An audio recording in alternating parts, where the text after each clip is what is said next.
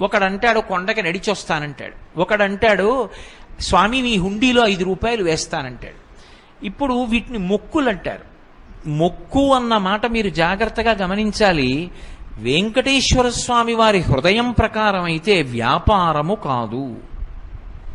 అది పాపము వలన దుఃఖం వస్తోందని వాడు తెలుసుకోవాలి. తెలుసుకుని పిలిచావు పరమేశ్వరుణ్ణి, ఆయన ఏం చేస్తాడు? నేను ఆదుకోకపోతే ఎవరు ఆదుకుంటారు లక్ష్మి? అందుకుని ఉంటాను ఈ కలియుగంలో వెంకటాచలం మీద. ఎవడు ఎక్కడ ఎంత మౌనంగా లోపల లోపల పిలిచినా నాకు వినపడుతుంది. నేను వింటాను, వాణ్ణి ఉద్ధరిస్తాను ఆపదలోంచి. వాడు నా మొక్కు తీరుస్తాడు. ఆ డబ్బు పట్టుకొచ్చి నా హుండీలో వేస్తాడు. నేనేం చేస్తానో తెలుసా?